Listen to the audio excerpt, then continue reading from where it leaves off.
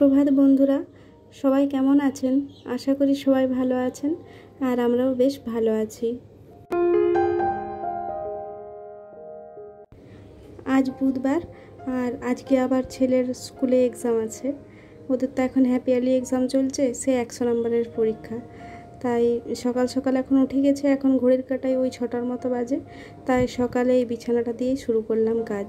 বিছানাতে দেখুন কতগুলো চাদর জড়ো হয়েছে। এই চাদরগুলো না ওরা বাবা, ছেলে এবং আমিও রাত্রের বেলায় ঢাকা নিই, কারণ মাথার উপরেই কুলারটা চলে আর জানলাতে থাকে টেবিল ফ্যানটা, তাহলে বেশ ঠান্ডা লাগে ভোরের দিকটায়। তার জন্য 3টে চাদর রাখতেই হয় ওই পা তলাতে। আর ওই দেওয়ালের দিকেই না আমরা পা করে শুই, কারণ এই সাইডে ঠাকুর আছে, এই কারণে মানে এই দিকে পা করে শুলে মনে হয় ঠাকুরের দিকে পা করে শুয়েছি। অবশ্য সব দিকেই ঠাকুর থাকে, উপর নিচ সব সাইডেই ঠাকুর থাকে, কিন্তু ওই মনের বিশ্বাস, মনের খুঁতখুঁতানি এই আর কি। এখন ছেলের এক্সাম চলছে বলে না খুব ব্যস্ত হয়ে পড়েছি, মানে সময় পাচ্ছি না বললেই হয়। কোনো মতে রান্নাবান্নাটা করছি আর বাড়ির বাকি কাজগুলো তো করতেই পারছি না। হাজব্যান্ড আছে বলে বেশ সুবিধা হচ্ছে। আর এদিকে বালিশের কাভারগুলো অনেক দিন চেঞ্জ করা হয়নি, তাই আজকে বালিশের কাভারগুলোও চেঞ্জ করে নিচ্ছি। আর যেহেতু পিলো কভার দুটোই ম্যাচিং পাওয়া যায়, একসাথে 3-4টে তো পাওয়া যায় না, তো দুটো সেম হয়েছে। আর একটা কিন্তু মানে ডিজাইনটা অন্য, কিন্তু কালারটা বেডশিটের সাথে অনেকটাই ম্যাচ করছে, তাই এই কাভারগুলোই পরিয়ে নিলাম। আর এখন সময় পেয়েছি তাই একসাথেই সবগুলো চেঞ্জ করে নিলাম, নইলে একটু পরে আবার ব্যস্ত হয়ে যাবো। যেহেতু ছেলের আজকে পরীক্ষা আছে, তাই ও সকালবেলায় খাবার খেয়ে যাবে, ওই ভাত খাইয়েই পাঠাবো। তাই সকাল সকাল এই কাজকর্মগুলো ঝটপট সেরে নিই, তারপর আরও বাসি কাজগুলো বাকি আছে। হাজব্যান্ড বাড়িতে থাকলে এতটাই যে সুবিধা হয় কি বলবো, মানে অনেক কাজে আমাকে হেল্প করে। যে শুধু তোজোর কাজে হেল্প করে তা নয়, বাড়ির অনেক কাজে আমাকে হেল্প করে। শুধু আমাকেই না, ও কিন্তু ওর বাড়ি গেলেও মাকে, বাবাকে, মানে সংসারের অনেক কাজে ও কিন্তু হেল্প করে। এমনটা নয় যে ও ছেলে মানুষ বলে বসে বসে থাকবে, এরকম কিন্তু ওর মানসিকতা নয়।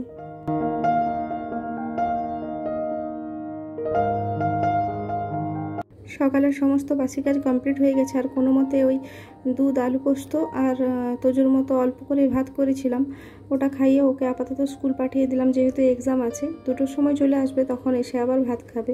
তাই ওই চটজলদির মধ্যে যেটুকু হয়, যেটুকু ওর প্রিয় সেটুকুই করলাম, অল্প করেই করেছিলাম। আর দুপুরে এদিকে করলাম, ওর বাবা বললো আজকে ফ্যান ভাত খাবো, অনেক দিন খাওয়া হয় না, তার জন্য দুপুরে ফ্যান ভাত আর এই যে শাক ভাজা করছি। আর ওইদিকে ওই আলু ভাতে করব বড়ি দিয়ে।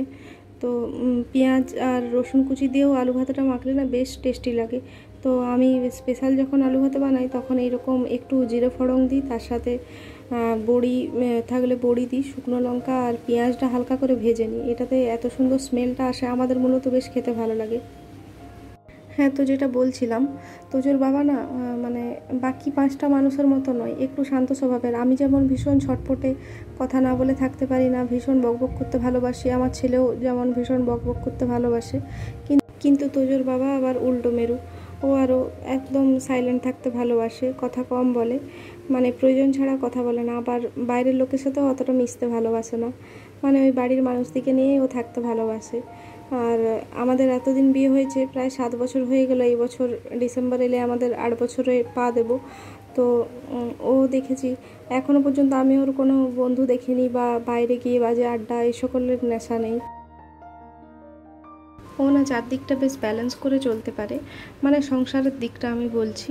এই ধরুন, ও তো হাজব্যান্ড, আবার বাবা, আবার সন্তান, তো 3 দিকটাই কিন্তু বেশ ব্যালেন্স করে চলতে পারে। ও স্বামী হিসাবে আমাকেও টাইম দেয়, বাবা হিসাবে ওর ছেলেকেও টাইম দেয়, এবং ছেলে হিসাবে ওর মা বাবাকেও কিন্তু টাইম দেয়, এবং 3জনকে সমানভাবে দেখে। যে বউ বা মা, এদের কিন্তু কাউকে কম বেশি করে দেখে না। মানে প্রত্যেকটা পুরুষ মানুষের যেটা করা উচিত, দুদিকটাই ব্যালেন্স করে চলা উচিত। ওর বাবা কিন্তু সেটাই বেশ ম্যানেজ করে চলতে পারে। আর যদিও আমাদের শাশুড়ি বৌমার মধ্যে কখনো এরকম ঝামেলা ঝগড়াঝাটি হয়নি, আর পুরোটাই কিন্তু ওর বাবার জন্য, কারণ ওর বাবা না দুদিকটাই বেশ ব্যালেন্স করে চলে। ওর মা বাবাকেও ভালোবাসে, প্রচণ্ড ভালোবাসে, এবং আমাকেও যথেষ্ট ভালোবাসে, যথেষ্ট আমাকে ভালোভাবে রেখেছে। এই এই কারণেই মানে আমাদের সংসারে কোনো এখনও পর্যন্ত ঠাকুরের আশীর্বাদে কোনো অশান্তি নেই বললেই চলে। আর এদিকে তোজোর এক্সাম শেষ হয়ে গেছে, এক্সাম দিয়ে বাবু চলে এসেছে আর নিয়ে এসছে দেখুন কয়েকটা চকলেট। এ আবার বাইরে যাই খাক সেটা কিন্তু আমার জন্য একটু আধটু নিয়ে আসে। আপনাদের বলে রাখি, আজকে আমার ভিডিওর ব্যাকগ্রাউন্ডে কিছু সাউন্ড আসতে পারে, মানে আসছে সাউন্ড, কারণ এখন আমি ভয়েস ওভার দিচ্ছি আর এই সময় না প্রচণ্ড বৃষ্টি পড়ছে, এই কারণে সাউন্ডটা হয়তো একটু আপনাদের ডিস্টার্ব হবে শুনতে। তো আজকের দিনটা একটু ম্যানেজ করে নেবেন। আর এখন বিকেল হয়ে গেছে, আর কালকে যেহেতু বৃষ্টি পড়েছিল বেশ, তো এই সামনে একটা ফুল গাছ আছে জানেন তো, কালকের ভিডিওতে আমি দেখিয়েছিলাম যে এখানে একটা ফুল গাছ অযত্নেই বড় হয়ে উঠছে রাস্তার ধারে। তো আমার বেশ কদিন ধরেই নজরে ছিল, আর গাছটা দেখিয়েছিল ওর বাবা, তাই কালকে বৃষ্টি পড়েছে আর গাছটার গোড়াটাও বেশ আলগাই থাকবে, ওই কারণে আজকে বিকেল বিকেল আমি একদম চলে গেলাম গাছটা তুলে নিয়ে আসতে। আর প্রচুর ফুল ফুটেছিল গাছটাতে জানেন, আর এত সুন্দর, হ্যাঁ বলে রাখি ওটা কিন্তু নয়নতারা গাছ ছিল। আর এত সুন্দর ফুলটার কালারটা না, পুরো সাইডটা বেগুনি কালার আর মিডিলটা কিন্তু সাদা, মানে আনকমন কালার যেগুলো নার্সারিতে কিনতে পাওয়া যায়। কোনো কারণে হয়তো ওখানে পড়েছিল আর সেখান থেকেই গাছটা হয়েছে। যাই হোক, আমি গাছটা তুলে নিয়ে এলাম আর সাথে করে একটা থলিও নিয়ে গেছিলাম মাটি নিয়ে আসার জন্য, কারণ ছাদে গাছগুলো লাগাই তো আমি, তাহলে মাটির তো জোগাড় করতেই হবে। আর এদিকে তোজোর বাবা ছাদের থেকে ভিডিওটা শ্যুট করছে, তাই একটু জুম করা আছে বলে ভিডিওটা ফেটে ফেটে আসছে। তো যাই হোক, যেটা বলছিলাম, তোজোর বাবা না আমাকে প্রত্যেকটা কাজেই সাপোর্ট করে, এমন কোনো কাজ নেই যেটাতে ও সাপোর্ট করে না। বা আজ 7 বছর হলো আমাদের বিয়ে, কখনো কোনো কাজে বাধা দেয়নি, প্রত্যেকটা কাজে ও কিন্তু আমার পাশে দাঁড়িয়েছে। সব সময় বলে হ্যাঁ করো, কোনো আপত্তি নেই, শুধু তুমি সেফটি থাকো, ব্যাস এটুকুই।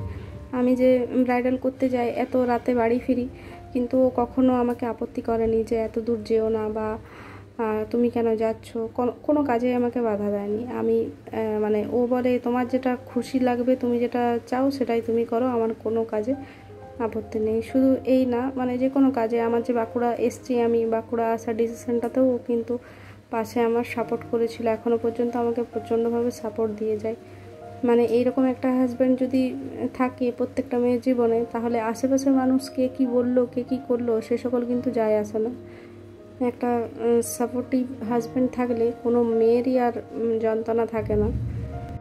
আমার হাজব্যান্ড কিন্তু বেশ শান্ত স্বভাবের, আর আমি আবার বেশ রাগি, হট করে আমার রাগ মাথায় চেপে যায়।